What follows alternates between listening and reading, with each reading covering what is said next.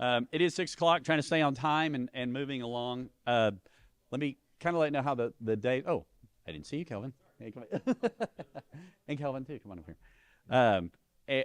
What we're going to do, thank y'all all. First, thank y'all all for coming. I appreciate it. I'd love to have the whole room full.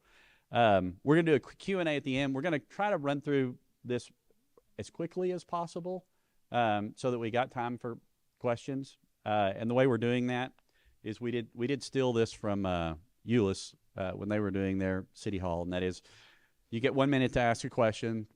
Chief Garner, somewhere. I saw you. There you are.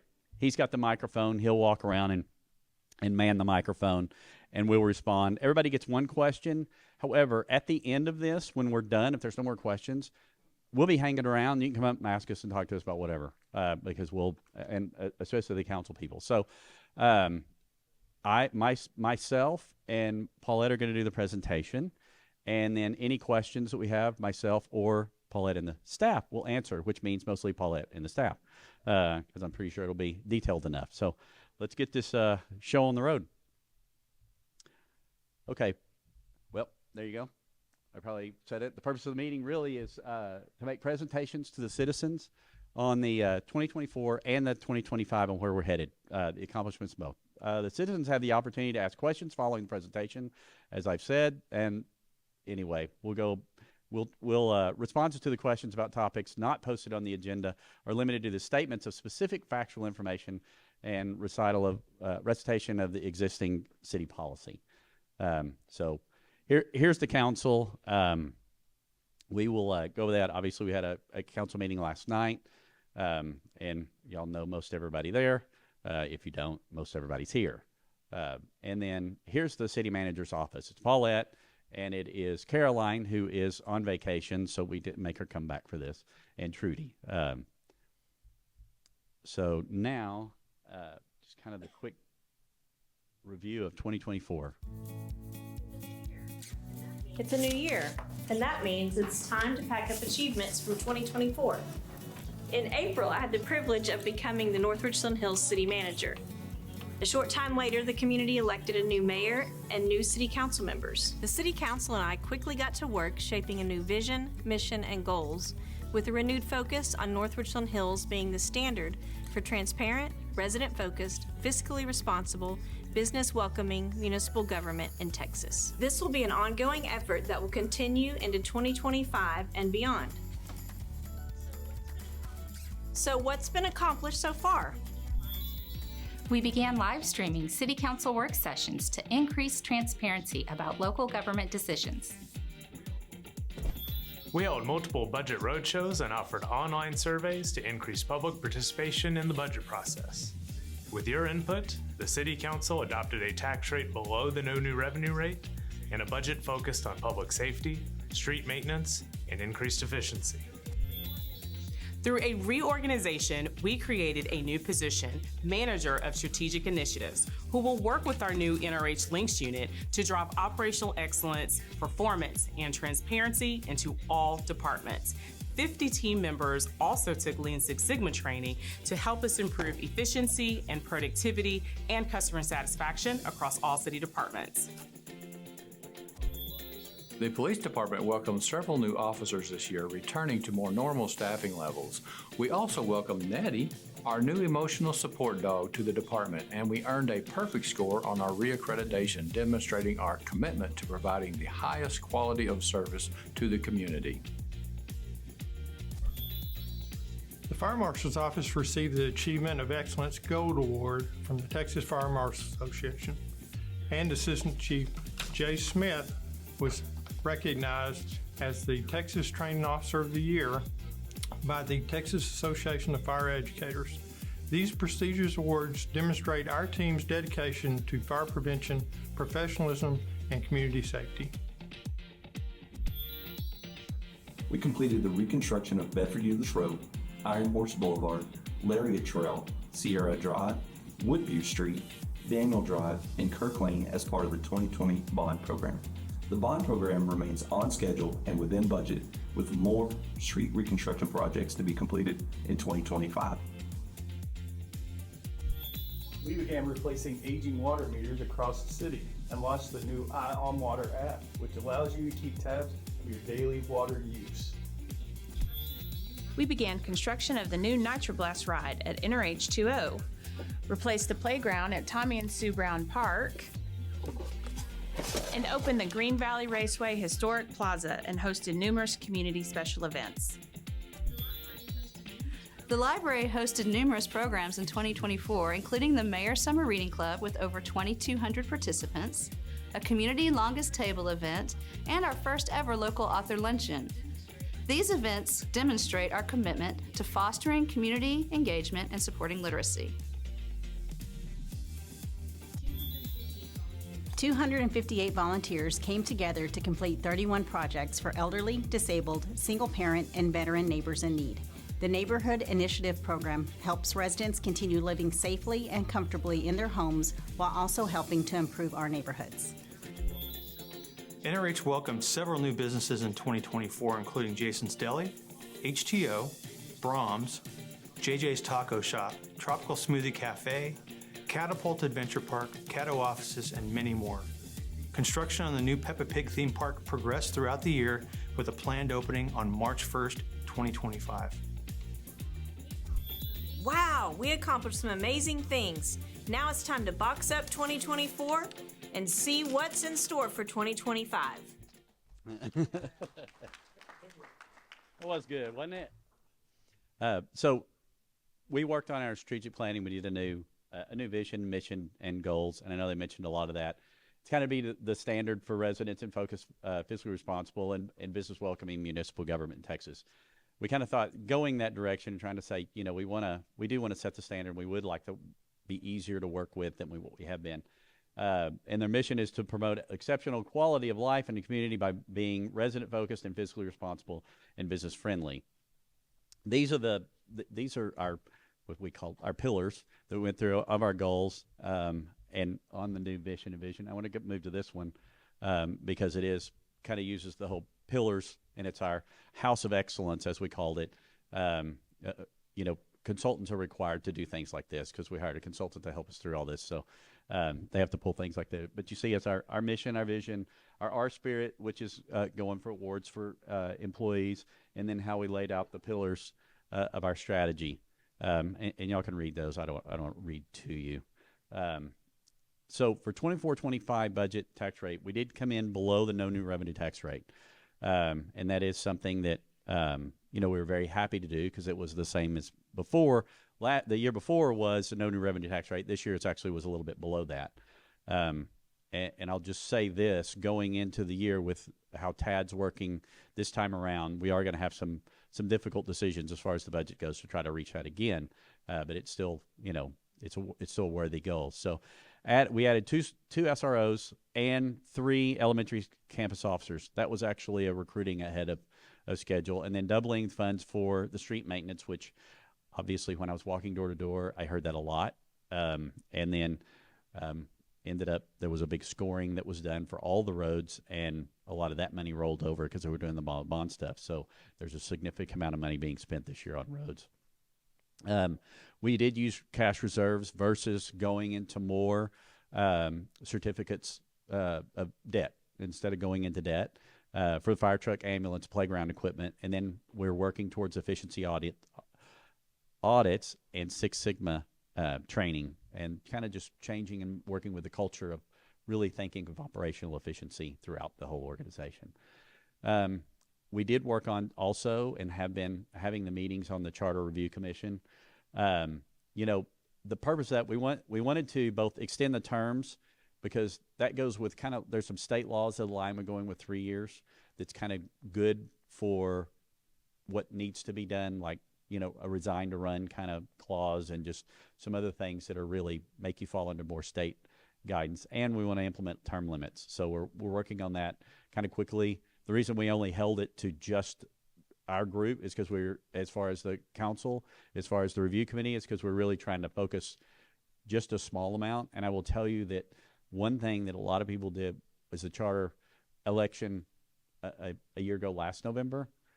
People had a lot of issues with it, that there were just so many they had to go through, and when you're reading 26 of them, by the time you get to the end, you're kind of like, okay, I don't even know what the last one is anymore. So we were trying to just keep it really brief this time around. And we are shooting for a November 4th, 2025 election date. I will turn it over to Paulette for street and infrastructure. Okay, so as the mayor said, excuse me, they doubled the amount for the preventive street maintenance program, and then on top of that, the voters in 2020 approved a bond election that included improvement of 27 streets, and you can see on this slide, 17 of those street reconstruction projects have been completed. Let's see, let me look at these notes here. Voters approved $49.8 million to reconstruct 27 streets. 17 of the street reconstructions projects, the ones that are listed on this slide, have been completed so far. And another 10 are in progress or upcoming. And Glenview Drive is on track to be finished this summer. But I always have to put that summer does not end until September 22nd. So let's remember that. And so let's see, this capital project, it's taken a while.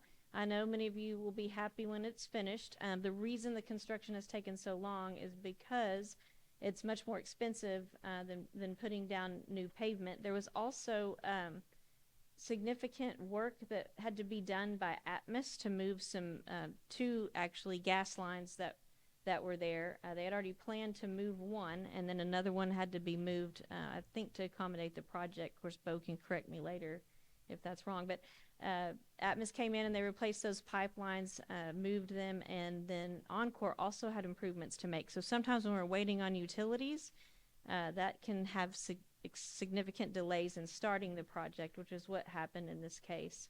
So once we started constructing the street, after the utility issues were addressed, the infrastructure needs will be minimized with the likelihood of having to dig up any newly paved road in the future for utility maintenance because of those utility improvements that took place up front. So there's 10 projects in progress and coming, and you can see those listed there. The council just awarded the bids for Ruth Road, which is the last project. And so when the city council explored doing this bond election, they created what's called the Capital Projects Advisory Committee. We're in the process of creating another one of those committees for a potential 2026 bond election. But in that process, the committee ranked these streets, and that's how the 27 were chosen for this bond election. In addition, during that process, that $49.8 million was an amount of money that could be funded, debt that could be funded without increasing the tax rate. Although we did, in any of the public information put out, that it could be as much as a 3-cent, I believe, tax rate increase because we were conservative on the value estimates that might take place in that time frame. But what's actually happened is since that time, I think the tax rate has been lowered about 11 cents, still while paying off these GOs that were issued with voter approval. So they've been completed within budget, and they will be completed within the time frame that we said in the beginning, which we had said that all the projects would be completed within 7 years. And so with Ruth Road being the last one to be done, that one, since we just awarded the bids, I would anticipate it being done around before 2027. I mean, sometimes it depends, like I said, on what work has to take place going in, but Ruth Road is a road over in City Point, and the reason that one's at the end is because it's one of the roads that they brought in a lot of the construction and building materials for all the homes that have been built in the City Point area. So again, I already went through all of, okay, so then this next bond program, right now the council will be considering at one of the May meetings, the next Capital Project Advisory Committee. They've been approaching members of the community about serving on that committee, and so the time frame for that next bond election would be May of 2026, which means they would need to call that election, I think, by February of 2026. So the work that the committee will do will be to make recommendations in time for the council to consider that before that February time frame. This will not just be street reconstruction projects. There will probably be some facility projects recommended because staff is going to propose some facility projects in addition to, for that committee to consider, in addition to the remaining list of streets that need to be reconstructed. And there's an extensive list of those. Just as an example, 49.8 is what was approved by the council to ask the voters for authority to issue those bonds. We could have doubled that and still not funded all the streets that are in need of complete reconstruction. And the reason that is it really has to do with one of my favorite things in slides to talk about, which is the life cycle of a street and the time frame of when the majority of our streets in our city were built. So once a street exceeds a certain age and a certain level of deterioration, only reconstruction is going to improve that street. And we're just hitting in that time frame when there are many streets in our city that need complete reconstruction. Again, I mentioned the preventive street maintenance program. This is the program that the council doubled the funding this current year. This year, so with the double funding and then funding that remained from what was budgeted the previous year, we're going to be able to do 78 streets with preventive street maintenance. They are all asphalt overlays, which to most people will appear like the street is completely reconstructed, but it's just providing an asphalt overlay to basically give the road a better drivability and better appearance. So the streets selected were based on a condition rating survey that was completed in 2024. We're also in the process of water meter replacement project. Around half of the 23,000 meters in the city have been replaced so far, and this is what would allow you to, the video referred to the Ion Water app and website that allows residents now to monitor their own water usage and water bills. And once you have one of those new meters, you're able to sign on up to that. And then as many of you I'm sure are aware, we also are implementing our new water billing system as we speak and payment portal. We have had some billing delays as a result of that. So just so you know, if you did not receive a bill in March like you were supposed to or in your regular cycle, it's going to be combined with your April bill, but that will get us back on the regular billing cycle, and also the due date will be extended to 40 days after you receive your bill. So you'll have time to make that double payment. If you had automatic bank draft previously set up with the water office, it will carry forward, Jay? I think that's wrong. Okay.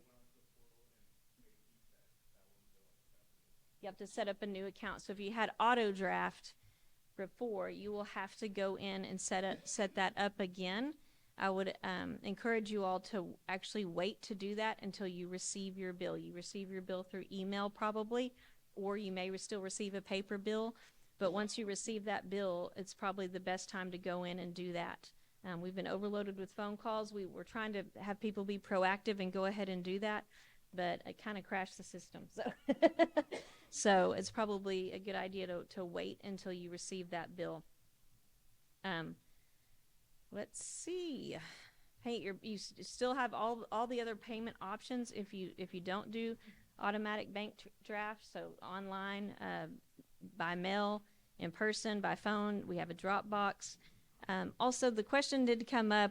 There's been some kind of rumors floating around that you would know nobody would receive a printed mailed bill anymore. No, people, if that is how you have elected to receive your bill, you will still continue to receive a paper bill. So that won't change.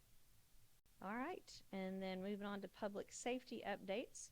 So we did recently appoint our new police chief, Jeff Garner.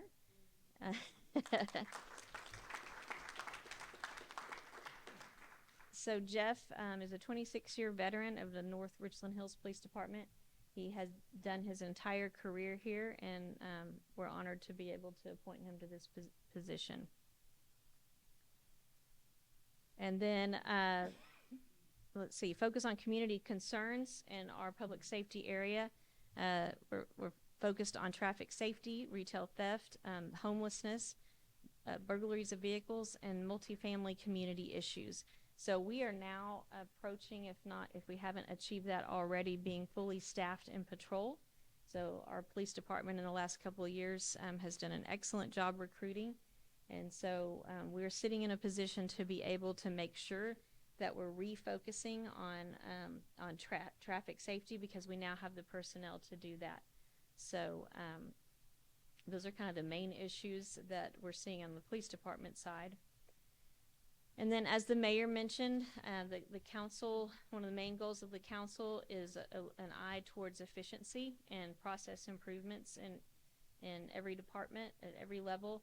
And so we have started implementing over the last few months several different programs and strategies to do that. The first of which was also mentioned in the video, is we created a position out of an existing position that became vacant in the city manager's office called Manager of Strategic Initiatives, and Jennifer Castellanos is in that position. She has worked for the city of North Richland Hills for a number of years. Her most recent role was a senior budget analyst, but she was put in this role because she has been the person that we have relied on for many, many years for data analytics and analysis, and also financial forecasting and those types of things.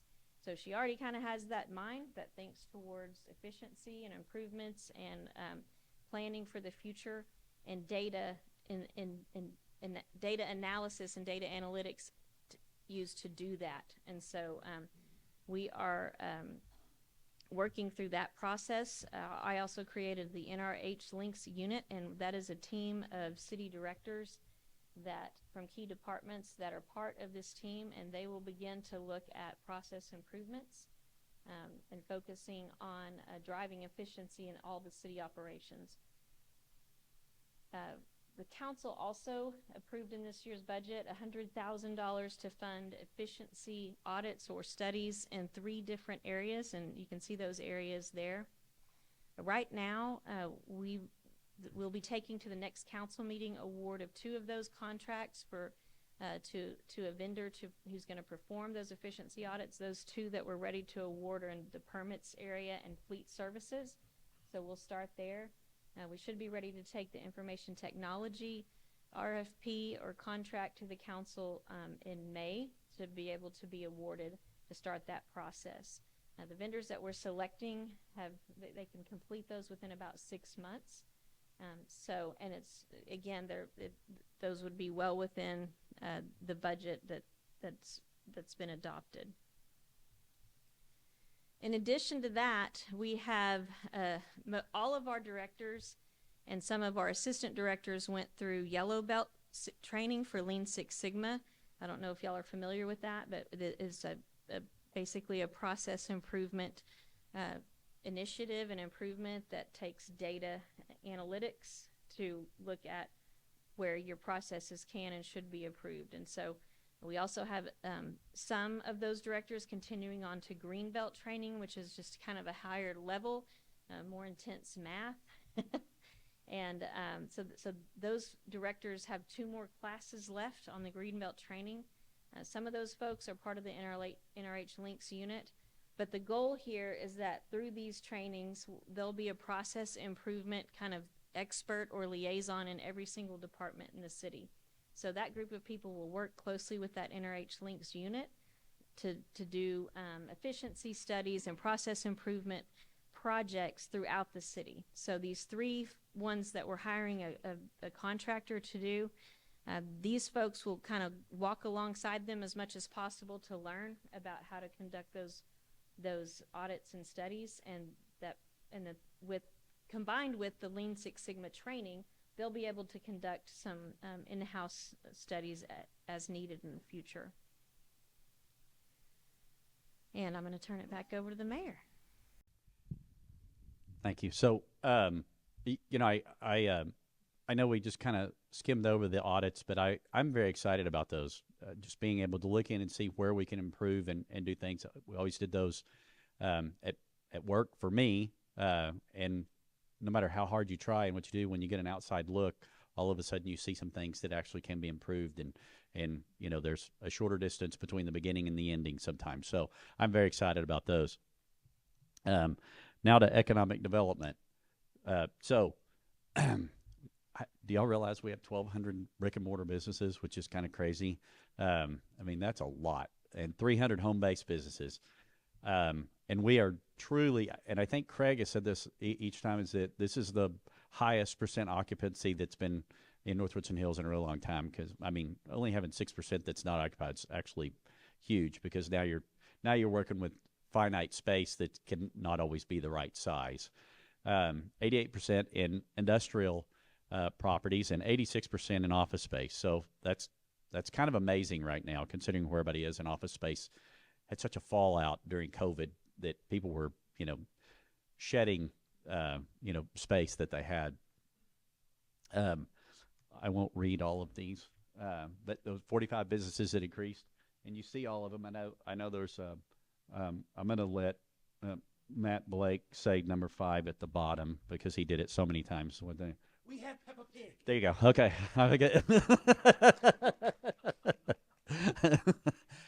Y'all know, I was talking to the GM of that the other day, and they had sold out every day. Like every day it was going to. He says it's obviously exciting and daunting all at the same time, but it's the good problem to have, not the bad problem to have. And we went. I was very impressed when we were there, and y'all saw it stuff. But there's a lot of other great cities or new ones added on. The open rewards issue that went with that, and it'll pop back up here in a minute, but is really getting where it's showing that we're supporting our restaurants and trying to get others interested in coming here. And we really do have, we've had some really great talks with some new restaurants coming in this area and having some good conversation for things that I think everybody will be very happy with once it occurs. So, I mean, it's a great new list, and we're still building, but we have some more. Catapult, I'll just, that's one of those changeovers that's what used to be Hobby Lobby, and now it's Catapult, and then there's going to, they have a lounge in the middle and pickleball coming. That was good.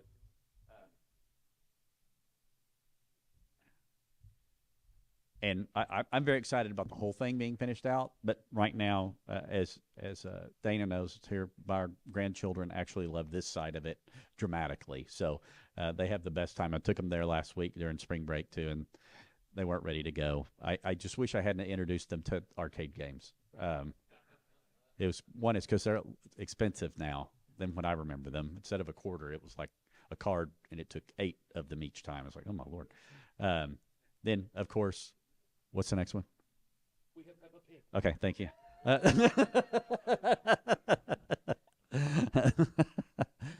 Malibu Jacks, the best named business in the North Richland Hills. It's an indoor fun park. They're making a huge investment that's coming in where, I mean, it's tons of space over there, and I actually can't wait for it to happen. And I think a lot of that comes from NRH2O being where it is, Peppa Pig being right there, and then Catapult, and you're doing 1611, which is right by there as well, and Malibu Jacks is just down the road from there. So it's kind of that whole entertainment idea, and there's some empty space right next to Peppa Pig. So kind of hope that we kind of keep that trend for the area, because you kind of draw people in for that. Easy Streets. Are you covering this? Easy Street. Oh, do you want me to go over Yes, please. Why don't you?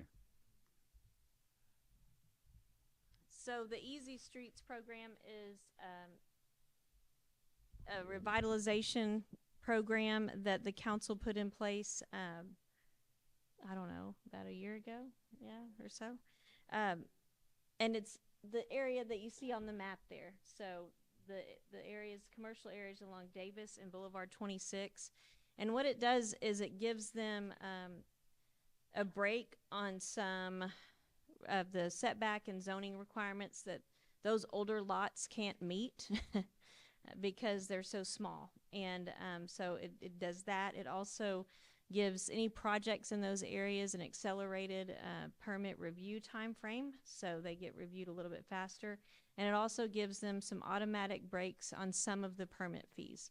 So it also allows us to take to council some special incentive considerations beyond that in order to get development in that area. And so the reason it's called Easy Streets is it's technically an empowerment zone, which is a tool that is allowed in state law for cities in areas where the property values have declined, where maybe it's seen some deterioration, and you can create an empowerment zone in order to give them those special breaks and to sort of incentivize and catalyze redevelopment. And so that's our goal there. There's already one approved project, and you might have seen it. They've started doing and almost completed, I think, the facade improvements. It is Omega Billiards, and that will be their headquarters. And they do a lot. I don't know if Craig was here, he could quote you the dollar amount, but millions of dollars in sales online each year. They're one of the major suppliers for billiard tournaments and those types of things. So they will also have a storefront, so you could go in and buy your pool table and billiard supplies there, but they also do the majority of their sales online. So there's already one of those projects approved, and I think Craig's getting ready to bring another one to the council in the near future. So yeah, that's Omega. So that shows I don't know if y'all can see that. Yeah. And then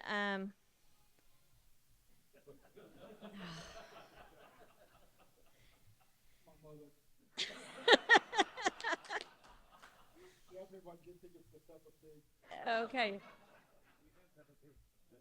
And did you want to go through the restaurant rewards, and then that gets right into what? Yes. Okay. So, who's been using the rewards? Yes. Okay. Yes, because I've used them a lot. It's been great. It's proved one thing, that I eaten out too much, especially while Dane was out of town. It was a ton more. You know, we've had, and if you look at it, I think it was 70% of the people that had used it were they stayed in North Richland Hills, use it because of the rewards versus going right on the other side.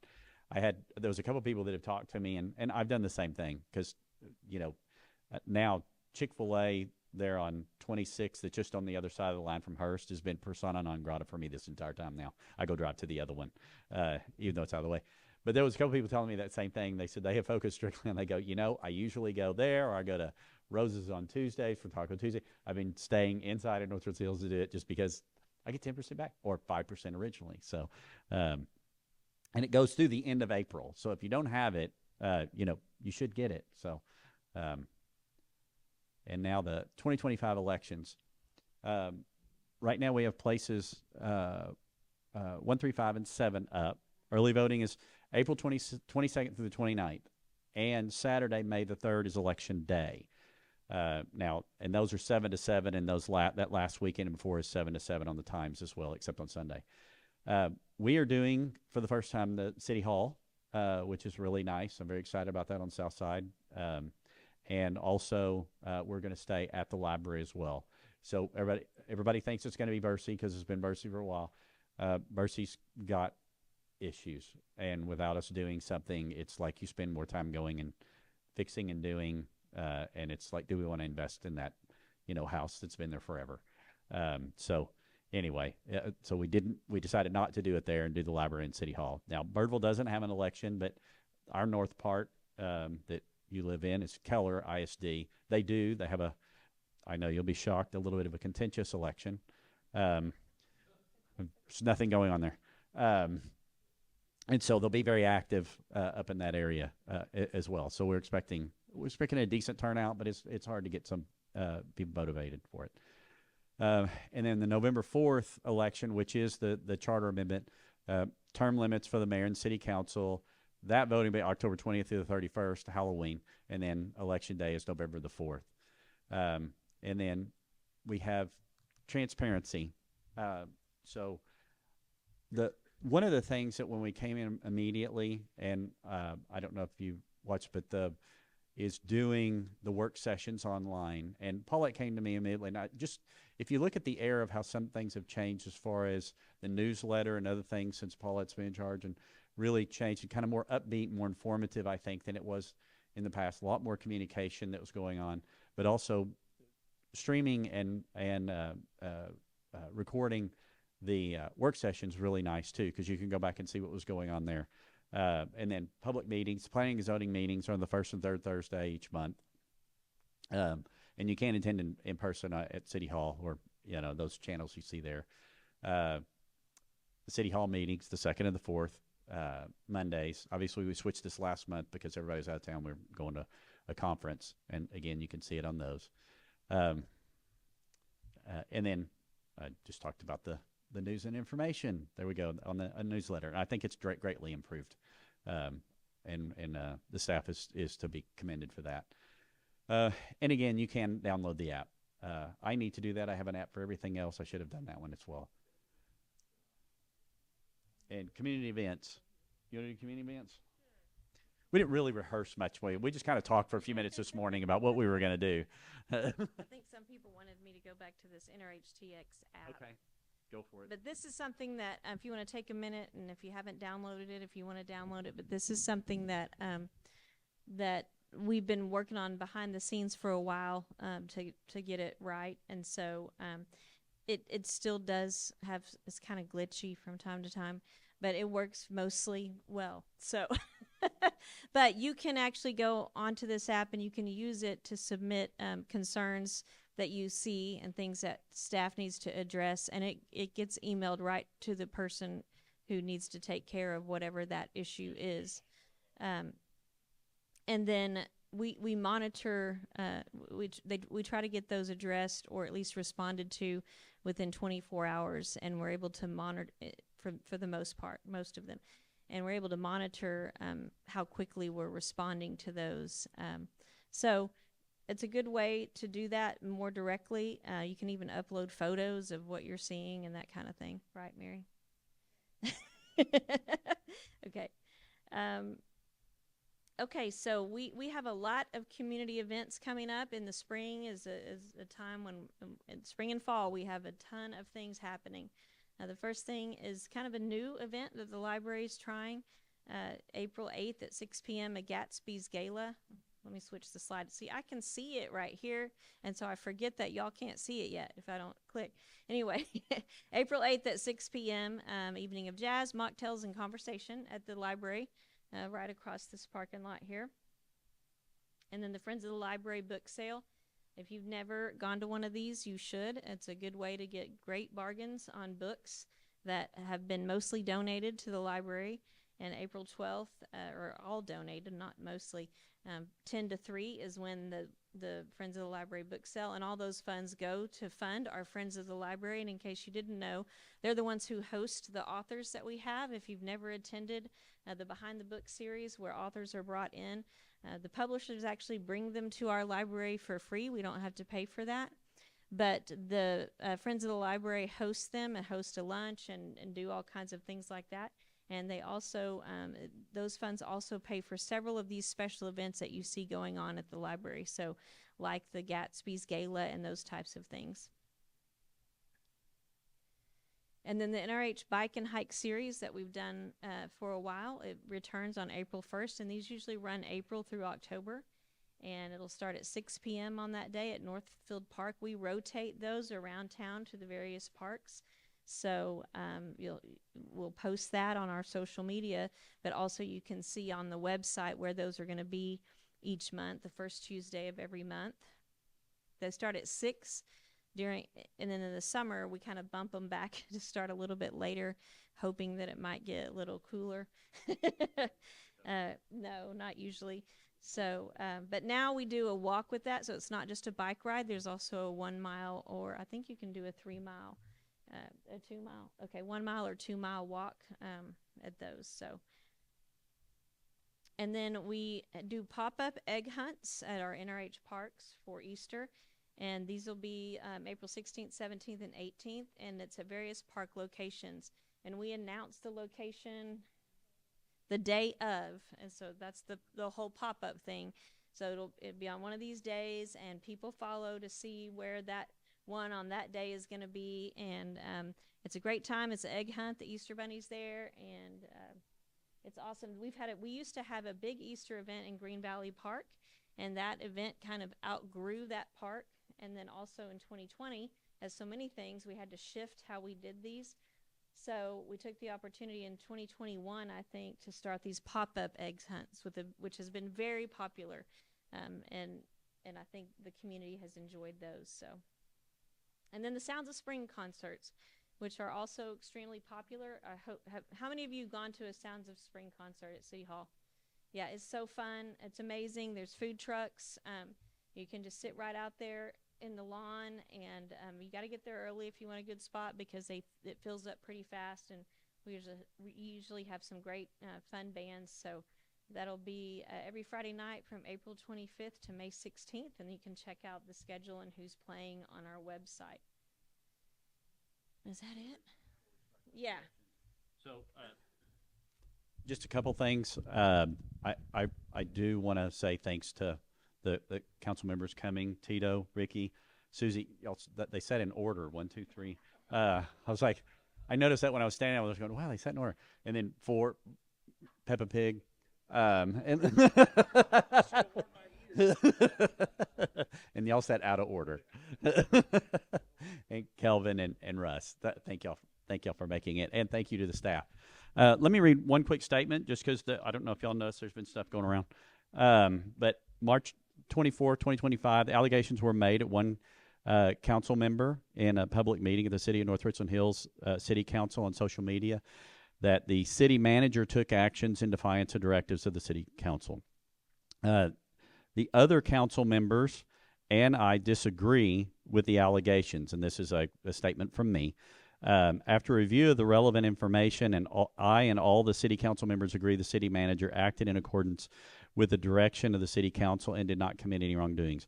We won't talk about this because this ended up being it's truly a personnel issue that was trying to be talked about. So that's all we're doing with that. So with that, Chief, does anybody have any questions? We have approximately, around 70,000 residents in North Richland Hills, and so only approximately maybe 10% vote at all.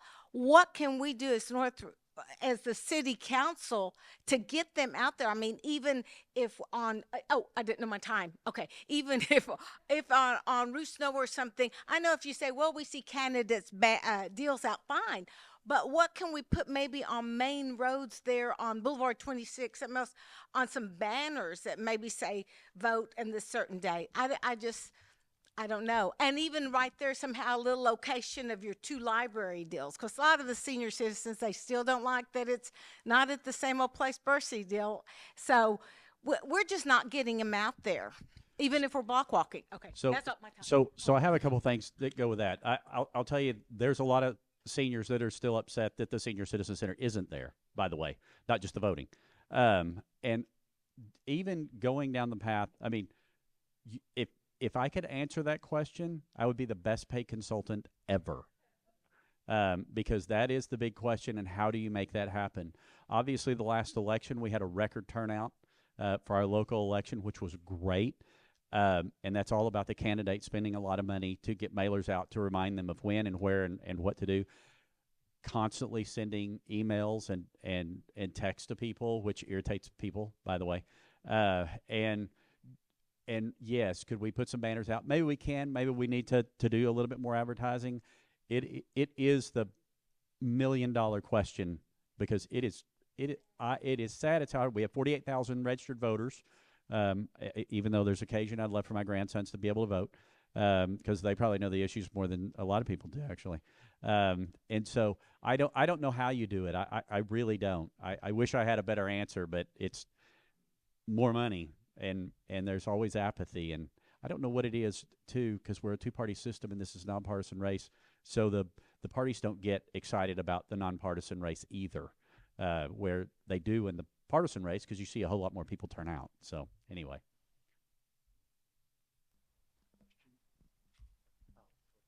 Okay, thank you. Can we get Matt to do the Peppa Pig thing just one more? No, sure. Just kidding. No more. Mayor, if you would talk about transparency, just from the standpoint of, I know that we've had a change in policy here with doing the work sessions. How do we compare to other municipalities, and how, there seems to be a lot of information out there. Can you talk a little bit more? I know you talked about a little bit, but just talk a little bit more about what we're doing to be more transparent. So I think one of the misnomers in all of this is where, and I know that, and I'll just say, in each of the neighboring cities, they've had the same issue where somebody says, oh, they're not transparent, not doing whatever.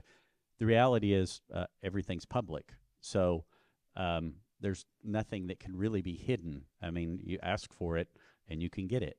You know, I mean, everybody has access to whatever information they want to get.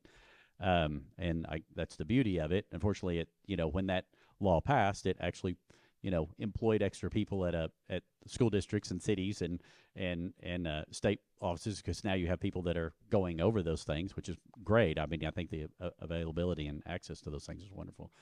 And also, in just any, like you mentioned on the work session, that was the one thing that going back through and making sure the minutes are posted soon after that, and you get it, and you have also just be able to go back and view them, because it was tough, because when you read minutes, obviously you can't type dialogue, and the ability to just go back and look at everything now and and it's so easy on our system to find the stuff if you ever try to look for it. I mean, grief, it really is kind of cataloged, and you just kind of go right down this. So, I mean, the availability of everything's out there. So, there you go. Thank you. Good question.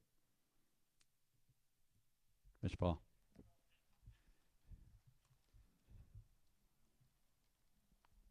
And then after that, we have the best shirt in the house that asks a question. I guess I may make a statement. It may turn into answers for the chief. Over the last several years, we've had kind of a disconnect with the police department. With when Perdue was in office, and then Chief Young came along, and we seemed to have a good rapport with Kevin Palmer, and we know what happened there. And now, even though the city is trying to do something, we appreciate that, we're still having issues in the meantime until something is permanent. And so what I want to ask you is, the new chief, that you can you assure us that you will instill in your officers that to take ownership of their beats and the concerns that we have in our neighborhood? Because a now retired lieutenant, in an email that I found, referred to us as malcontents just because we called and complained about traffic. This guy had a gun pointed at him over a traffic issue. We had the child hit by the car, and it just seemed like the police department couldn't wrap their head around why we were so pissed off. And that's why, because nobody took ownership of our street. Yeah, no, I'm confident in our officers and their attitude and the approach that they have towards community policing. I hope that you will see a lot more communication from me. That's one thing that I intend to do, is communicate with the public and give y'all insight into what we're doing and some of the actions that we're taking. So if you felt that way in the past, I hope to ensure that you don't feel that way in the future. We've got a lot of good stuff planned. And we look forward to working with you. Thank you, sir. Yeah, and we appreciate everything that you guys are doing now. I don't want to come off as not appreciative, but in the meantime, until it's permanently fixed, as we're trying to do, we have issues. Yeah. Thank you, Mr. Paul. Appreciate that. Thank you, Chief. Business Diasco, what is that business? Say it again. Sorry. Diasco.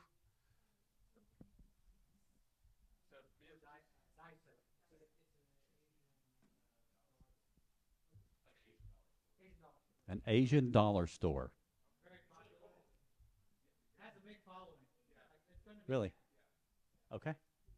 Learned something new. Good question. Mr. Drago.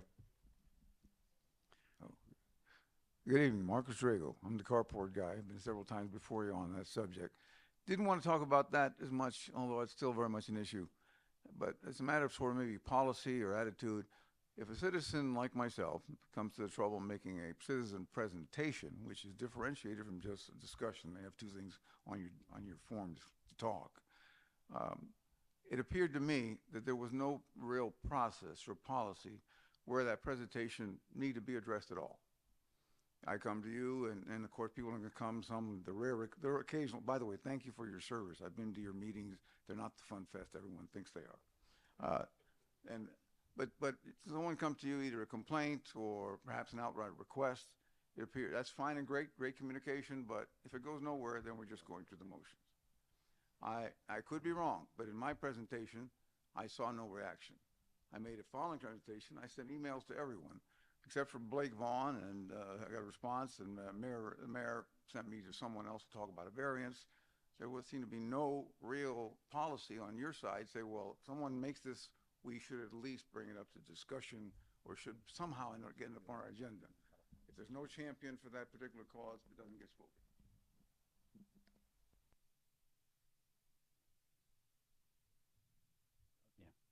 And obviously, because citizens' presentation, we actually can't respond then, which is very frustrating. I mean, I did direct the lady last night to talk to the chief because she was having a issue along the lines what Mr. Paul was actually just alluding to, and she was given a better avenue to express her issues versus what she was doing before. I know that there's a lot of and I did try to follow up you with an email, and I know that then I sent you somebody else because honestly I don't know some of this stuff, but I know that we do try to take down notes of things that people are and try to follow up with them. I would suggest this, and what you did is the right thing to do, which was you sent me an email. If you send me an email, it's a lot more effective for me than because I can't keep up there to say, oh, I need to, get to something. I try to respond to most everything, or send it over to somebody that actually knows how to respond better than me, because certainly I can mess it up.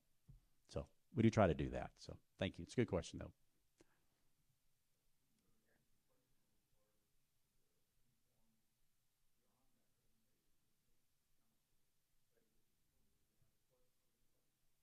I would say if you look at a lot of past ones, they have ultimately come up, and if you get to one of these folks and we have the opportunity to bring it up on a future agenda, it's brought up. There's a lot of things that are brought up on the future agenda. As you know, we did talk about carports last night, obviously.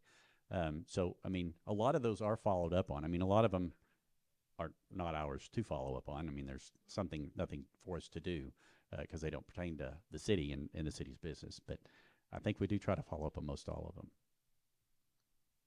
Another question?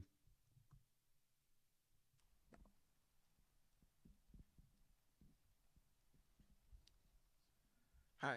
Regarding the audits that you had mentioned in the 3 areas that you're focusing on, with the outcome being well, do you plan on extending that to other departments and seeing how well we could improve in other areas? I'll answer mine as yes, but I'll let go. Well, I think the outcome of those, obviously, the consultants will make recommendations about what needs to be done to improve processes, right? And so it's just those 3. But in that process, we're going to have staff, and that's part of that NRH Links unit, start to learn how to conduct these audits in-house. And so there will be other areas that we will do some process improvement or efficiency studies in the future, yes. And so that will just depend on areas where, we identify that process improvements are needed. And the focus on that, when we say really what I'm talking about is, we're learning a lot in the Lean Six Sigma training about the voice of the customer. Our customers are the residents, and then for every different department, the customers may be different. But that's how we'll decide whether a process improvement study needs to be made for the most part, is listening to that voice of the customer. And if we're hearing a lot of issues, a lot of complaints, struggles, frustrations, those are areas obviously we may need to look into. So even our own internal customers, because we do have departments that are internal service departments, so like areas of finance such as purchasing, that's an in-house department, and that I know that's an area that we're going to be looking at some process improvement in the future, just because the voice of those internal customers have expressed a lot of frustration with that process. So that's an example I can use. And I'll just add to that just a little bit. We'll be very transparent about whatever the findings are, whether they're internal or external, so everybody sees what we're trying to do. But the other is having been in a large corporation and paid consultants lots of money, they'll look at one department, and wherever you touch another department, they are more than happy to give you suggestions so you can spend more money with them. And they'll actually give you some guidelines and direction that we give even our internal staff to say, we'll look at this because this consultant saw it because it touched another department. I mean, it's a feeding mechanism for them. It's a sales mechanism for them also. But thank you. That was a good question. Thank you. Anyone else? Yes, ma'am.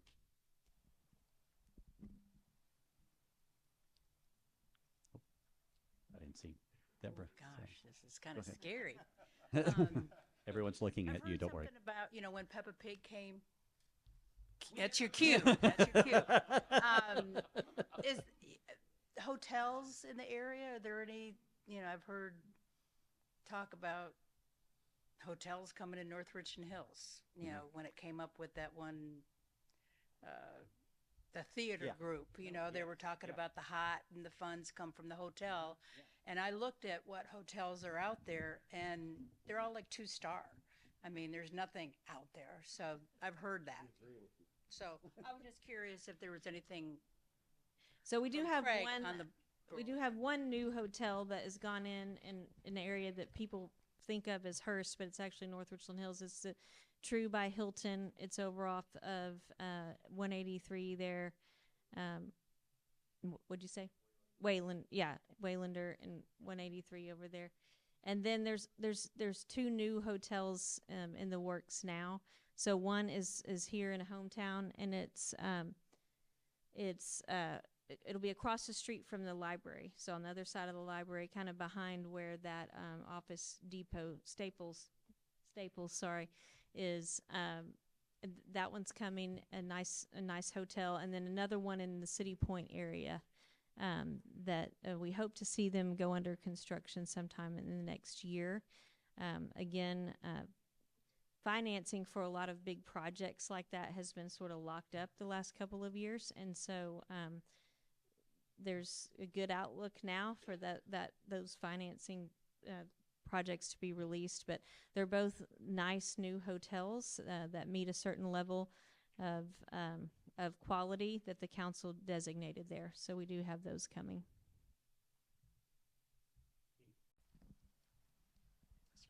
Thank you, Chief.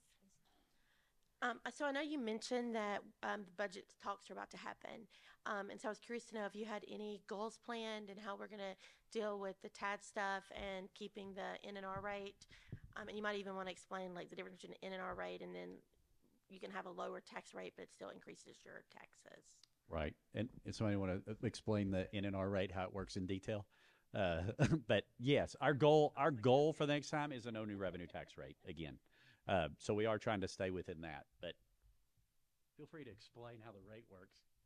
Okay, so the no new revenue rate is a rate that we calculate each year. So there's a form called the Truth in Taxation form that all cities have to use to calculate the no new revenue rate.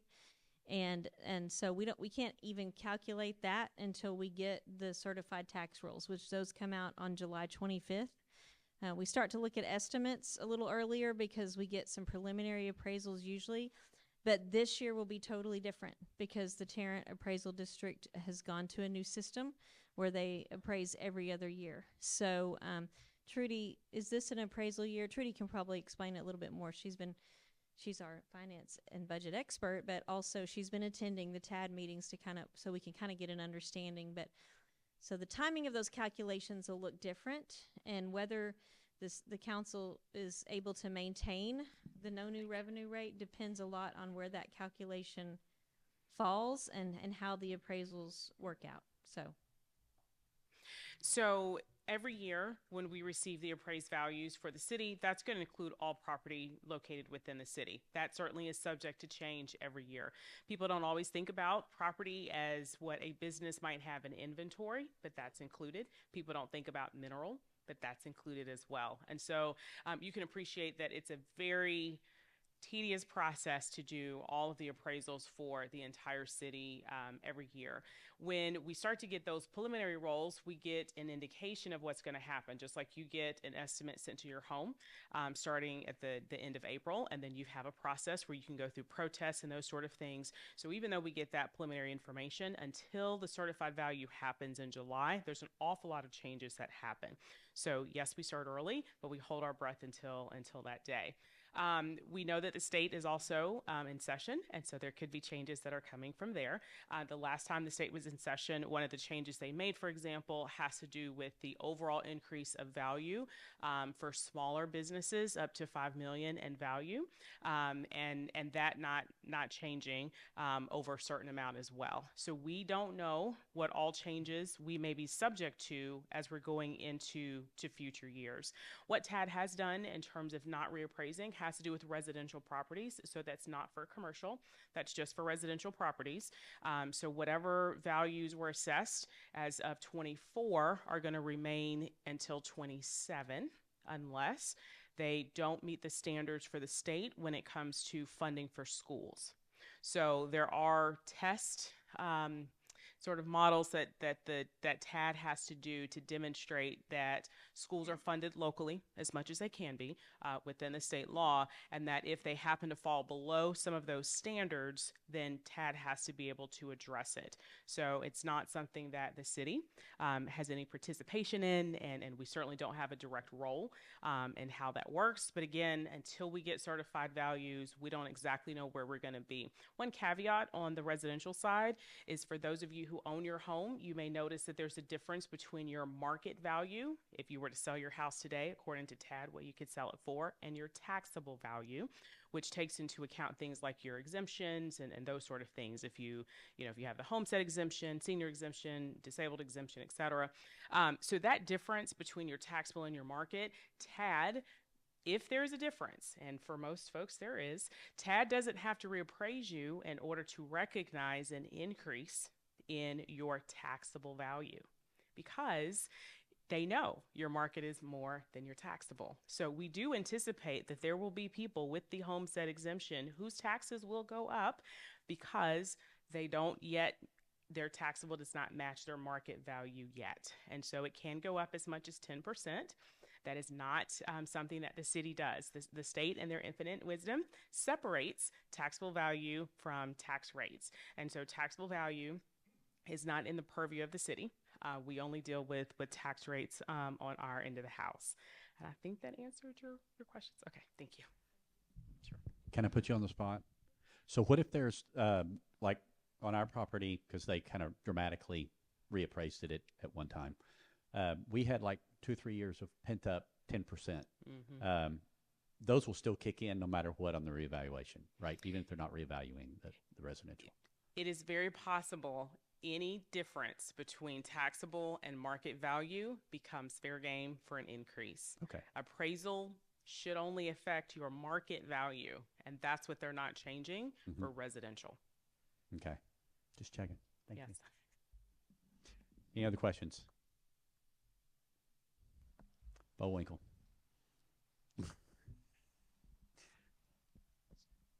A question and a concern.